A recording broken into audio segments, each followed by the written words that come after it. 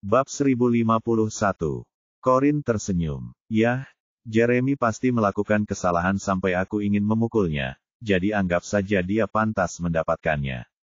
Tapi sekali lagi, aku tidak akan membuang-buang energiku untuk memukulnya jika dia memang melakukan kesalahan. Sebenarnya tidak perlu. Francine mengerutkan kening bingung. Apa maksudmu? Maksudku, aku akan meninggalkannya saja. Dia bisa melakukan apapun yang dia mau begitu dia mendapatkan kebebasannya kembali. Francine agak terkejut. Jadi, maksudmu kau akan menceraikan Jeremy kalau dia berbuat salah? Corin menatap langit di luar jendela. Ya, aku nggak punya waktu buat cowok yang nggak bisa ngatur diri. Tapi aku tidak mengerti. Kamu sudah melewati begitu banyak hal untuk akhirnya bisa menikah dengannya. Belum lagi, butuh waktu lama bagi kakek dan nenek untuk menerimamu. Bisakah kamu ikhlas melepaskan semua itu begitu saja tanpa berpikir dua kali? Kebanyakan wanita akan memilih untuk tetap menjalin hubungan meskipun mereka tahu suami mereka punya selingkuhan di luar. Lagi pula, tidak setiap hari seseorang menikah dengan keluarga Holden.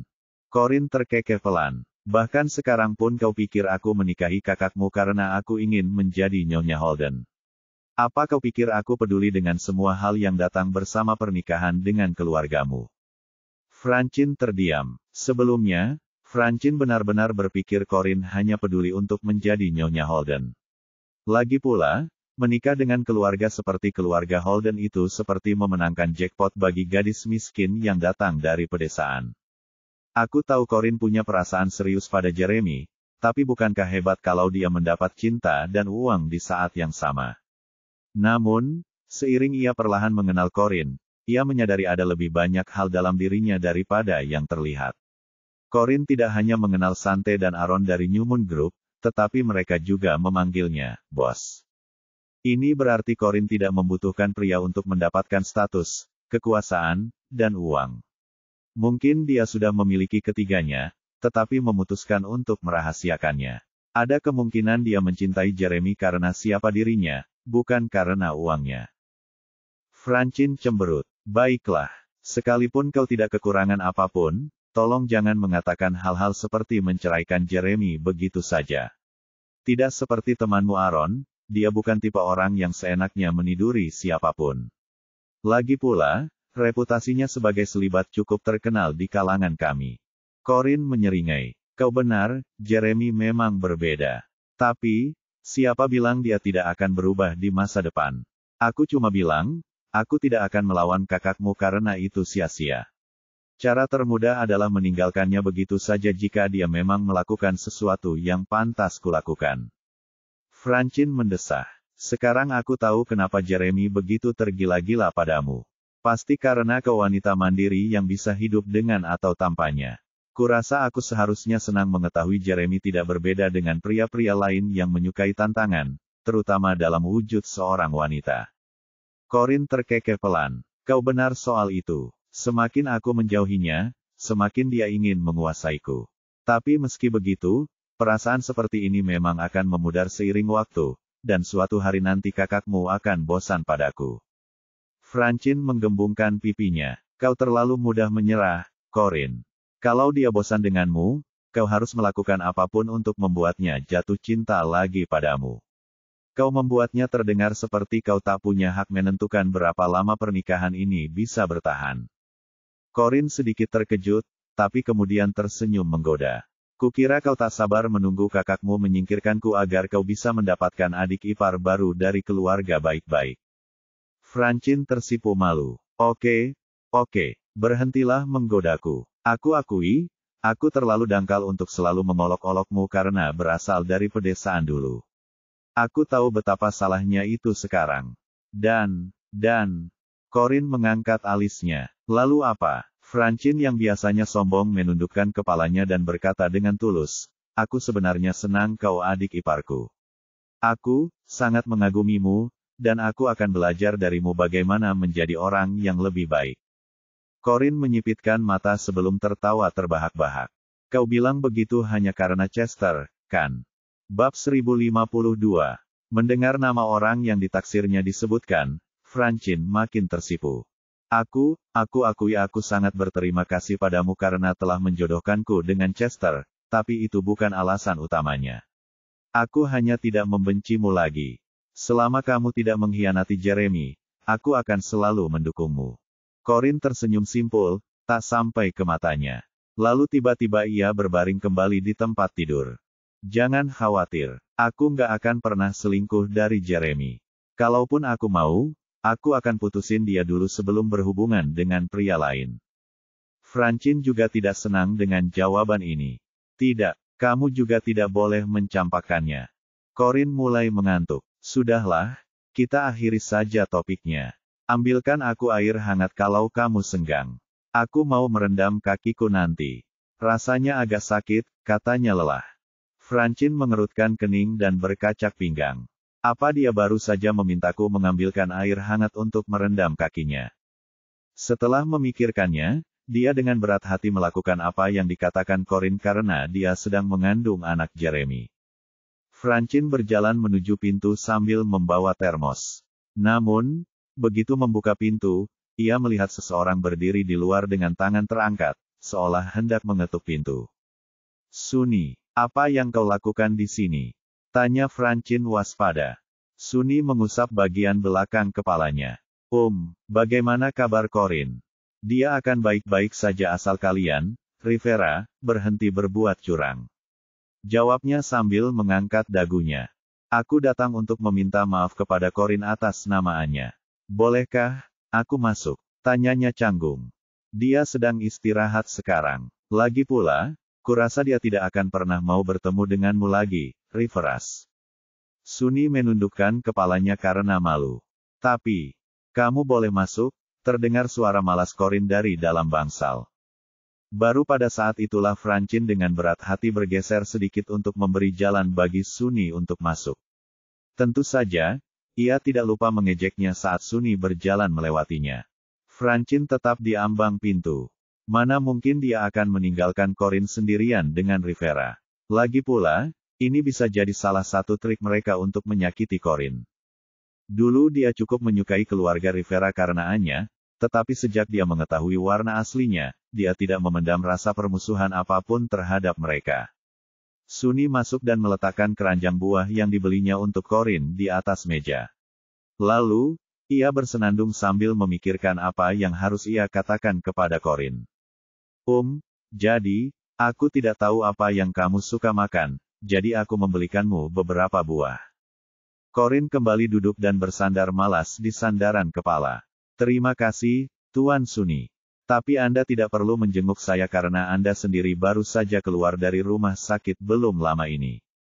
Sunny menatapnya dengan rasa bersalah. Aku sebenarnya datang untuk meminta maaf atas perbuatan ibu dan adikku. Mereka benar-benar keterlaluan kali ini. Corin tersenyum kaku. Dan kau pikir aku harus memaafkan mereka hanya karena kau sudah minta maaf atas nama mereka? Sunny sedikit terkejut. Ia segera menggelengkan kepalanya. Tidak, kau tidak harus memaafkan mereka. Aku tidak akan memaksamu. Aku hanya ingin kau tahu betapa aku menyesal. Aku juga tidak memperlakukanmu dengan baik di masa lalu. Bagus, karena aku takkan pernah memaafkan mereka. Tapi, aku tak akan memaksakanmu. Anggap saja permintaan maafmu diterima. Sebaiknya kau pulang dan belajar sekarang. Sunny mengerutkan kening. Aku sudah selesai belajar hari ini. Itu lebih baik lagi. Kalau begitu, kamu bisa melakukan apapun yang kamu mau. Bab 1053. Tapi tidak ada yang ingin kulakukan, gumam Sunny. Corin mengangkat alisnya. Dia sepertinya tidak ingin pergi, tapi dia juga tidak ada kerjaan di sini. Ini mulai menyebalkan. Kapan orang-orang ini akan meninggalkanku sendiri? Saat itu, Sante kembali. Ia duduk kembali di kursi di samping tempat tidur. Bos, Anda mau makan siang apa? Saya akan meminta seseorang untuk mengantarkannya. Melihat Sante telah kembali, Francine pergi mengambil air panas. Corin sedang tidak berselera makan. Ia bahkan belum menghabiskan sarapannya, jadi ia tidak ingin memikirkan mau makan siang apa.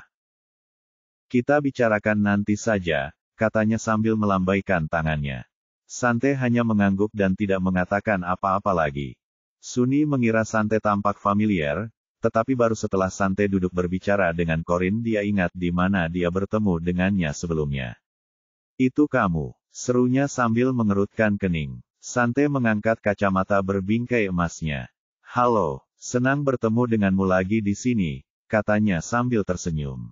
Suni ingat Sante adalah wanita yang menawarinya tumpangan ke Eden International setelah taksi yang ditumpanginya mogok di tengah perjalanan membuntuti Corin.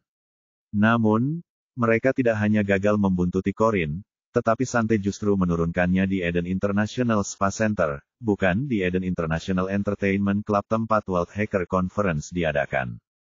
Marah, Suni memutuskan untuk memesan tumpangan lain ke Eden International yang tepat ketika Sante berpura-pura pingsan karena serangan asma. Akibatnya, ia terpaksa mengirim Sante ke rumah sakit, yang menyebabkannya tidak bisa menghadiri konferensi peretas dunia. Sekarang setelah kupikir-pikir, semua yang terjadi saat itu terlalu sial bagi mereka untuk menjadi suatu kebetulan, pikir Suni. Suni menatap Sante, lalu kembali menatap Corin saat kesadaran itu muncul di benaknya. Kalian berdua terlibat, kan? Kalian berdua bersekongkol untuk mencegahku datang ke konferensi peretas dunia. Corin tidak mengatakan apapun. Sante mengangkat kacamata berbingkai emasnya dan berkata dengan nada mengancam, lebih baik kau tidak tahu banyak, nak. Siapa yang dia panggil anak kecil? Pikir Suni. Aku bukan anak kecil lagi. Aku sudah dewasa. Sante menyipitkan matanya dan menatapnya dari atas ke bawah. Oh, benarkah? Tanyanya sambil mengejek. Suni tidak tahan jika egonya terluka. Beraninya kau meremehkanku seperti itu. Aku akan memberitahumu bahwa tinggiku 180 cm. Kau tidak masalah dengan itu. Bab 1054. Sante menggeleng. Tidak, Suni tidak dapat menahan perasaan bahwa dirinya sedang diejek. Hei, kau belum menjawab pertanyaanku. Apa yang kalian berdua lakukan di kota Kanton? Kenapa kau memancingku pergi dari konferensi peretas dunia?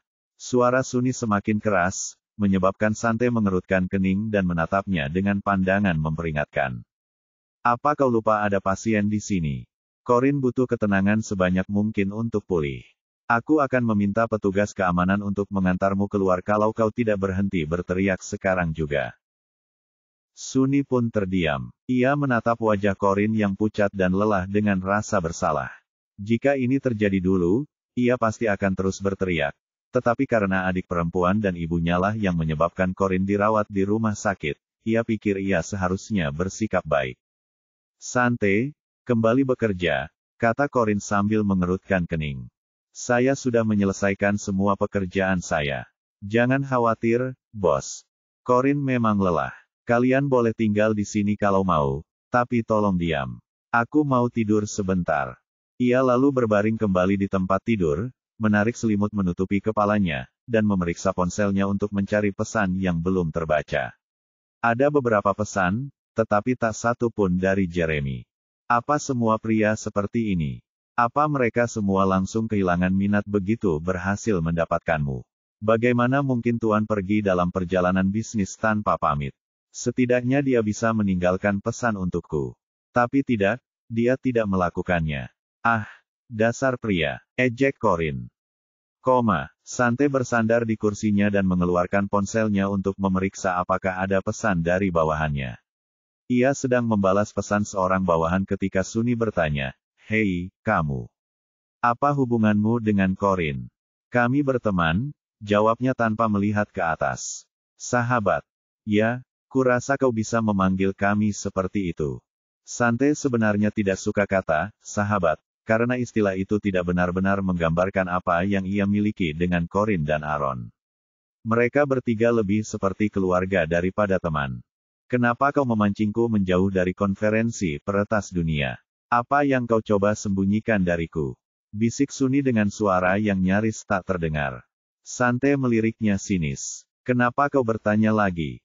Suni sangat penasaran karena ia sudah hampir yakin bahwa semua ini bukan kebetulan. Kenapa mereka memancingnya pergi? Apa yang dilakukan Corin di Canton City? Apa yang mereka coba sembunyikan darinya? Semua pertanyaan ini ingin ia jawab. Hei, apa kau lupa kalau aku gegar otak gara-gara kau? Tanyanya sambil mengerutkan kening. Aku tidak peduli apakah pingsan itu cuma akting, tapi jujur saja, akulah yang menyelamatkanmu waktu itu. Sebagai penyelamatmu, kau seharusnya menunjukkan rasa hormat yang pantas kuterima dan menjawab semua pertanyaanku. Bab 1055. Sante mengangkat alisnya ke arah Suni dan menyeringai. Oh ya, aku ingat sekarang. Tengkorakmu cukup keras, Tuan Suni. Lagi pula, kau memecahkan pintu kaca rumah sakit berkeping-keping dengan kepalamu. Wajah Suni langsung muram. Jangan ganti topik, teriaknya, tak kuasa menahan suaranya. Sante segera membuat gerakan menyuruh diam dengan menempelkan jarinya ke bibir sebelum memberi isyarat dengan matanya ke arah Corin yang tertidur lelap. Baru kemudian Suni menyadari bahwa suaranya terlalu keras. Ia mengerucutkan bibir dan diam. Melihat Corin tertidur lelap, Sante berdiri dan menarik selimut hingga menutupinya sebelum berjalan ke sofa dan duduk bermain ponsel untuk mengisi waktu. Ia tahu Suni akan terus bertanya jika ia tetap duduk di samping Corin, dan ia tak ingin mengambil risiko ledakan amarahnya lagi. Suni mendekat ketika melihatnya sedang bermain game. Wah, levelnya lumayan tinggi. Dan nama penggunanya Little Raindrop. Kenapa kedengarannya familiar sekali? Jadi, kamu juga main game ini. Ayo main bareng. Kamu bisa gabung timku. Sante bahkan tak mengalihkan pandangan dari ponselnya ketika ia berkata dengan bosan, tidak, terima kasih. Aku tidak tertarik bekerja sama dengan anak kecil. Suni mengerutkan kening. Ada apa denganmu? Sudah kubilang aku bukan anak kecil. Aku sudah dewasa. Kamu mulai pikun atau bagaimana? Sante mengabaikannya begitu saja. Suni kesal karena tidak mendapat respons, tetapi ia mengingatkan dirinya sendiri untuk tetap tenang karena ia berada di rumah sakit. Karena itu, ia menyilangkan tangan dan memelototi Sante dari tempatnya duduk. Setelah beberapa putaran permainan, Sante mulai lelah. Ia melihat ke arah tempat tidur dan melihat Corin masih tidur, jadi ia memberi isyarat kepada Suni dengan dagunya, sambil berkata, Tuan Suni, bisakah Anda duduk di tempat lain? Saya ingin tidur di sini sebentar. Suni mendengus dan berdiri sambil mengerutkan kening. Terima kasih. Sante langsung merebahkan tubuhnya di sofa begitu Suni bangun. Tuan Suni, kalau Anda mau tinggal, bisakah Anda menjaga Corin sebentar? Bangunkan aku kalau dia sudah bangun. Baiklah, kata Suni dengan marah. Aku benci kalau orang-orang memerintahku seperti anak kecil. Kenapa aku selalu diperlakukan seperti anak kecil setiap kali aku pergi? Karena tidak berminat memperhatikan Sante tidur, Suni melirik Corin untuk memastikan dia masih tidur sebelum berjalan ke jendela untuk melihat pemandangan, sambil memikirkan apa yang harus dia lakukan terhadap ibu dan saudara perempuannya di masa mendatang. Tak lama kemudian, ia tiba-tiba mendengar suara logam jatuh ke lantai. Ia segera berbalik dan melihat kacamata Sante terlepas dan jatuh ke lantai ketika ia menoleh ke samping. Dan dia mengaku sudah dewasa. Aduh, seharusnya dia melepas kacamatanya sebelum tidur. Suni berjalan mendekat dengan kesal, tetapi kekesalannya berubah menjadi kekaguman saat dia melihat wajah Sante sambil membungkuk untuk mengambil kacamatanya. Ya ampun, cantik sekali. Suni berhenti bernapas sejenak saat jantungnya berdebar kencang. Kenapa jantungku berdebar kencang sekali? Mana mungkin aku tertarik pada si tua bangka ini? Sante pasti merasakan kehadirannya di dekatnya karena ia tiba-tiba membuka matanya. Apa yang kau lakukan? Tanyanya. Saat itu, mereka hampir berhadapan. Entah kenapa, Suni tak kuasa menahan rasa bersalah saat tatapannya bertemu, meskipun ia tak melakukan kesalahan apapun. Kacamatamu terjatuh, jadi kupikir aku akan membantumu mengambilnya. Bab 1056. Terima kasih, kata Sante sambil tersenyum. Lalu ia mengangkat dagu Sante dan menatap matanya dengan genit. Dari caramu tersipu begitu cepat, kurasa kau masih perawan. Harus kuakui, itu menggemaskan. Telinga Suni sudah merah membara saat itu. Ia segera menepis tangannya. Apa yang kau lakukan? Sante tersenyum dan mengambil kacamata berbingkai emasnya dari tangan pria itu. Ia lalu memakainya kembali dan duduk di sofa. Ada apa, Tuan Suni? Apa tebakanku salah? Kenapa wajahmu memerah seperti itu kalau kau bukan perawan? Warna di wajah Suni berganti-ganti antara gelap karena marah, dan merah karena malu.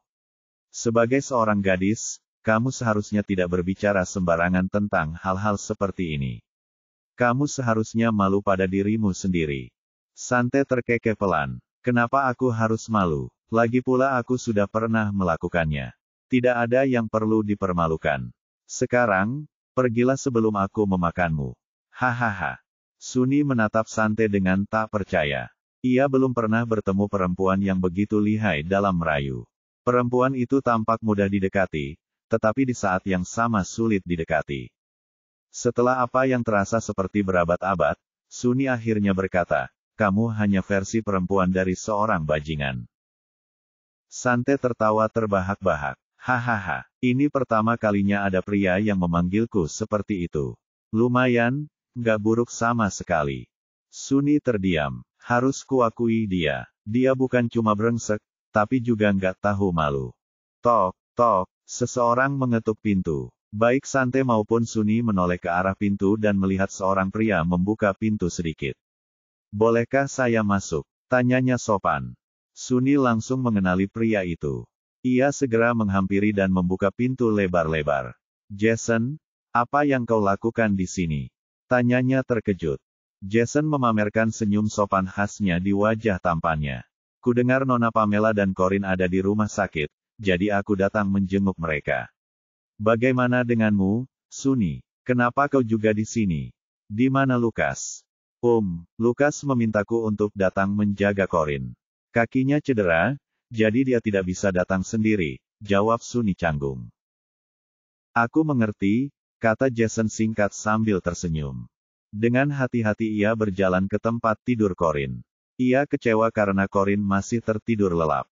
Ia kemudian menyadari ada orang lain di ruangan itu, jadi ia menoleh ke arah Sante. Mereka berdua sudah saling kenal sejak bekerja bersama sebelumnya, tapi hubungan mereka hanya sebatas itu. Sante mengangkat kacamata berbingkai emasnya, dan mereka berdua saling mengangguk sebagai tanda sapa. Jason berdiri menunggu di samping tempat tidur Corin selama beberapa saat, tetapi dia tidak menunjukkan tanda-tanda akan bangun. Sepertinya aku datang di waktu yang salah. Sepertinya dia tidak akan bangun dalam waktu dekat. Sante bangkit dan menghampiri mereka. Ya, dia butuh istirahat semaksimal mungkin. Aku akan bilang padanya kau datang berkunjung setelah dia bangun, jadi aku tidak akan menahanmu sekarang. Jason tersenyum misterius. Aku tak pernah menyangka kau dan Corin bisa saling mengenal sebaik ini. Ya, kita sudah berteman lama, jawab Sante dengan senyum masam. Jason menyipitkan mata sebelum berkata dengan bijaksana, begitu. Kalau begitu, aku pergi dulu dan datang lain kali. Sante mengangguk. Selamat tinggal, Tuan Jason. Bab 1057. Biar aku antar kamu keluar, Jason, kata Suni sambil mengikuti Jason keluar. Sepertinya ada yang ingin dibicarakan dengannya. Setelah mereka pergi, Sante menoleh ke Corin. Kau tidak menyukainya, kan, bos? Tanyanya lembut. Corin perlahan membuka matanya. Ya, tidak. Dia sangat menyebalkan. Cahaya redup melintas di kacamata berbingkai emas Sante. Tapi sepertinya dia naksir kamu. Corin tidak terkejut. Ia duduk dan berkata dengan lesu, dia memang berniat jahat, memang begitulah dia. Sante mengangkat alisnya. Tidak semua orang yang menyukaimu berniat jahat, tahu. Corin mendengus pelan. Tak ada orang waras yang akan mengungkapkan perasaannya kepada wanita bersuami, apalagi istri teman baiknya. Kau tahu dia dan Jeremy sudah berteman lama. Kalau begitu, katakan padaku, apa untungnya dia menyukaiku? Sante mengangguk. Lagi pula, pria dimanapun sama saja. Setiap pria pasti punya semacam fetis yang tak terkatakan. Tepat saat itu, Ani masuk dengan kepala tertunduk. Ia duduk lesu di sofa, tanpa berkata sepatah kata pun. Corin langsung menyadari ada yang tidak beres. Ada apa? Tanyanya sambil mengerutkan kening. Ani menggelengkan kepalanya, dan meskipun ia berusaha sekuat tenaga untuk menenangkan suaranya, ia berkata sambil menangis, bukan apa-apa. Kamu lapar, mau kubelikan sesuatu untukmu makan. Corin tahu Ani tadi menangis, membuat kerutan di dahinya semakin dalam. Apa yang terjadi? Apa Aaron melakukan atau mengatakan sesuatu padamu? Bahu Ani menegang saat nama Aaron disebut. Ia lalu cepat-cepat menggeleng. Tidak, Tuan Aaron tidak melakukan atau mengatakan apapun kepadaku. Dia sudah pergi bersama pacarnya ke hotel. Corin tidak tahu harus berkata apa mengenai hal itu. Sante menatap Ani, lalu Corin. Mereka berdua tahu segalanya tidak sesederhana itu. Lagi pula, Ani tidak terlihat seperti tidak terjadi apa-apa padanya. Tiba-tiba, Francine menyerbu dan berkata dengan marah, "Jangan bohong, Ani. Kemana perginya Ani yang luar biasa itu? Bagaimana bisa kau biarkan seorang pria memperlakukanmu seperti itu? Gara-gara cewek sepertimu, para pria berpikir mereka bisa memperlakukan kita seperti sampah. Kau membuatku jengkel." Francine mampir ke bangsal Pamela sebelum mengambil air panas, dan kebetulan ia bertemu Ani, yang sedang menangis sambil menelepon seseorang. Ia pun mendekat untuk menguping pembicaraan mereka. Pendengarannya cukup baik, dan koridor sangat sunyi karena tidak ada orang di sekitar. Meskipun speakerphone tidak dinyalakan, ia masih bisa mendengar kata-kata menyakitkan yang dilontarkan Aaron dari ujung telepon yang lain. Corin bisa tahu sekilas bahwa Francine tahu apa yang terjadi, jadi dia memerintahkannya, "Katakan padaku apa yang terjadi." Francine benar-benar marah saat itu. Tuan Aaron menelepon Ani untuk memintanya, Aduh, aku terlalu malu untuk mengatakannya. Bagaimana mungkin ada pria tak tahu malu seperti itu di dunia ini? Alis Corin berkerut. Apa yang dia minta dia lakukan. Katakan sekarang. Tersipu, Francine menjawab, dia meminta Ani untuk membeli dan mengantarkan kondom merek tertentu kepadanya karena dia tidak suka kondom yang disediakan hotel. Mata Corin menjadi gelap. Benarkah? Merek apa yang dia inginkan? Aku akan membeli dan mengantarkannya, kata Corin sambil menggertakkan gigi. Setelah itu dia turun dari tempat tidur dengan niat untuk menghadapi si brengsek itu. Melihat ini, Sante segera berkata, "Tenang saja, bos. Aku akan mengurusnya nanti." Pang itu makin gak terkendali. Kayaknya aku terlalu lunak sama dia selama ini. Bab 1058. Sante mengangguk. Ya, si brengsek itu memang pantas dihajar habis-habisan, tapi kau tak perlu melakukannya sendiri. Aku akan mengurusnya nanti. Kau tinggal saja di sini dan istirahat. Ini demi kebaikanmu dan bayimu. Corin memang sudah dalam suasana hati yang buruk sebelumnya, tetapi kejenakaan Aaron memperburuknya. Melihat Corin murka atas perbuatan Aaron, Ani segera menghapus air matanya dan menghampirinya. "Corin, aku baik-baik saja. Jangan marah. Paman Jeremy akan membunuhku kalau tahu ini." Corin menatap Ani dengan kerutan dalam di wajahnya, berpikir dia tidak akan merasa lebih baik kecuali ada jalan keluar baginya untuk melampiaskan amarahnya. Sante tentu tahu apa yang dipikirkan Corin. Bos tidak akan bisa diam saja kalau aku tidak mengurus bajingan itu sekarang. Maka, ia berkata, "Nona Ani, tolong jaga Corin untukku sementara aku pergi." Ani mengangguk kooperatif. "Tentu saja, Nona Sante. Saya akan menjaganya dengan baik." Sante tersenyum. Lalu, ia menoleh ke Corin dan berkata penuh arti, "Jangan khawatir, bos. Serahkan saja padaku. Jangan beri dia belas kasihan. Dan rekam videonya untuk kutonton nanti," kata Corin dingin. "Baik, bos." Setelah itu, Sante keluar dari ruangan. Saat itulah Ani baru menyadari apa yang akan dilakukan Sante. "Corin, apakah Nona Sante akan menemukan Nona Aaron? Kau harus menghentikannya." "Aku baik-baik saja. Aku benar-benar baik-baik saja. Aku tidak ingin Nona Sante mengganggu Nona Aaron dan pacarnya karena aku," katanya cemas. Corin melirik Ani sekilas. Ia tidak menghentikan Sante, juga tidak berubah pikiran. Lalu, ia berkata kepada Francine, "Pergilah menghabiskan waktu bersama Nenek Pamela. Aku hanya butuh Ani saat ini." Francine cemberut tetapi, tidak berani membuat Corin marah lagi, dia langsung keluar. Hanya Corin dan Ani yang tersisa di bangsal. Ani menarik napas dalam-dalam dan memaksakan senyum. "Corin, Francine bilang kamu ingin merendam kakimu untuk menghilangkan rasa sakitnya. Biar aku ambilkan ember untuk menampung air panasnya." Karena merasa tidak nyaman baginya untuk bergerak karena sedang hamil, Corin pun menerima tawaran Annie.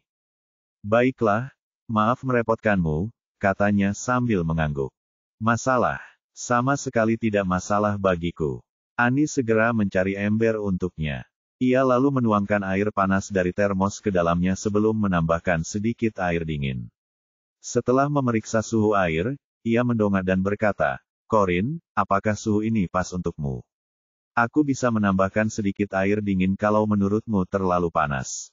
Corin beranjak ke tepi tempat tidur dan memasukkan kakinya ke dalam ember. Rasa lega langsung menyelimutinya.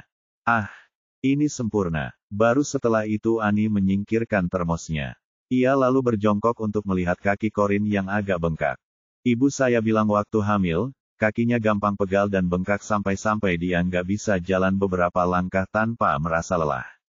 Awalnya, saya pikir dia melebih-lebihkan. Tapi sekarang setelah aku melihatmu menderita sakit kaki saat hamil di usia yang lebih muda daripada ibuku, aku percaya apa yang dikatakannya. Tidak semudah itu mengandung bayi di dalam tubuhmu, iya. Meskipun perutmu belum terlalu terlihat, aku bisa merasakanmu tidak lagi energis seperti sebelumnya. Corin menatap kakinya yang gemuk. Ya, itulah sebabnya kita para wanita seharusnya tidak mudah hamil. Tidak semua pria pantas untuk kita alami penderitaan seperti ini. Bab 1059. Annie sedikit terkejut. Apa maksudmu, Corin? Apa kau bilang kau menyesal hamil dengan paman Jeremy? Mulut Corin berkedut. Bayinya mungkin kecelakaan, tapi aku tidak menyesalinya, katanya tenang. Aku cuma mengingatkanmu untuk tidak terlalu terlena oleh cinta romantis sampai membayangkan kebahagiaan selamanya dengan pria itu padahal dia belum mengajakmu berkencan. Pesan itu sepertinya sampai ke Annie karena ia mengangguk cemberut dan berkata, Oke, Corin, aku akan mengingatnya. Seharusnya aku mendengarkanmu dari awal. Sekarang setelah kupikir-pikir, sungguh menggelikan bagaimana aku bisa mengubah seorang playboy menjadi calon suami hanya dengan kekuatan cintaku. Corin menatap Annie dengan simpati. Bukan kamu, tapi dia. Dia bukan tipe yang mau menikah dan menetap. Aku senang kamu melihat sifat aslinya sebelum terlambat. Kuharap kamu akan menemukan pria yang akan mencintai dan menyayangimu di masa depan. Annie menunduk menatap lantai, kenangan indah tentang dirinya dan Aaron berkelebat di benaknya. Meskipun ia marah dan sedih atas perlakuan Aaron, ia tetap merasa berat untuk melepaskannya. Corin, selama bertahun-tahun kau mengenal Tuan Aaron, apa dia belum pernah menjalin hubungan serius sebelumnya? Tanya Annie penasaran. Ia bertanya-tanya apakah Aaron menjadi seperti itu karena hubungan yang berakhir buruk. Tidak, sekalipun tidak, jawab Corin tanpa ragu. Annie mengerutkan kening bingung. Lalu bagaimana dia bisa jadi seperti ini? Aku sulit percaya seseorang sudah jadi pemain sejak lahir. Dia pasti mendambakan cinta sejati sejak kecil, kan? Corin tak kuasa menahan cemberut ketika teringat kembali perilaku Aaron di masa lalu. Ia memang mencoba sedikit mengendalikannya, tetapi sia-sia. Aaron akan mabuk-mabukan atau bermain game 24 jam sehari, 7 hari seminggu, setiap kali ia melarangnya mengejar perempuan. Akhirnya, mereka mencapai kompromi. Ia diizinkan mengejar perempuan, tetapi hanya perempuan yang memang seorang pemain. Dengan kata lain, perempuan yang mencari hubungan serius tidak boleh ia dekati. Selama bertahun-tahun, ada begitu banyak perempuan yang ia sukai, bahkan Aaron sendiri lupa berapa banyak pacar yang ia miliki. Pang itu sama sekali tidak percaya cinta. Lagi pula, dia berkencan dengan perempuan bukan karena dia suka. Itu hanya karena dia bosan, dan mengejar perempuan membuatnya merasa hidup. Annie, kau harus tahu, cinta romantis tidak penting bagi sebagian orang. Mereka tidak akan pernah tersentuh oleh cintamu, apapun yang kau lakukan atau katakan. Lupakan Aaron, dan aku akan meminta paman Jeremy-mu untuk memperkenalkan seseorang yang bahkan lebih tampan daripada dia. Namun, sulit bagi sebagian orang seperti Annie, yang menempatkan cinta romantis di atas segalanya, untuk memahami bahwa ada orang yang sama sekali tidak percaya pada cinta. Setelah memikirkannya, dia bertanya dengan rasa ingin tahu, lalu, apakah kamu percaya pada cinta? Tidak, kata Corin setelah sedetik. Ia sama sekali tidak percaya pada cinta. Saat dia masih kecil dan mengira Marvin adalah ayahnya, dia membencinya karena meninggalkan ibunya dan mengabaikannya agar dia bisa bersama Liliana. Bab 1060. Lagi pula, perasaan antara Marvin dan Liliana bukanlah cinta sejati. Lebih seperti mereka berdua bersatu demi keuntungan bersama, sambil memastikan pihak lain tidak diuntungkan. Oleh karena itu, Corinne tidak percaya pada cinta.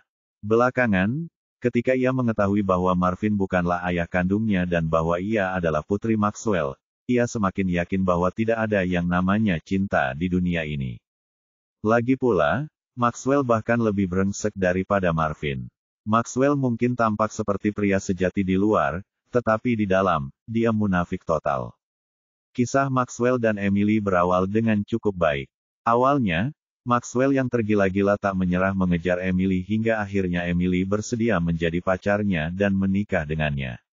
Namun, tak lama setelah pernikahan mereka, Maxwell mulai bergadang semalaman dengan selingkuhannya, yang akhirnya berujung pada kelahiran anak di luar nikah. Namun, ia berani menuduh Emily berselingkuh.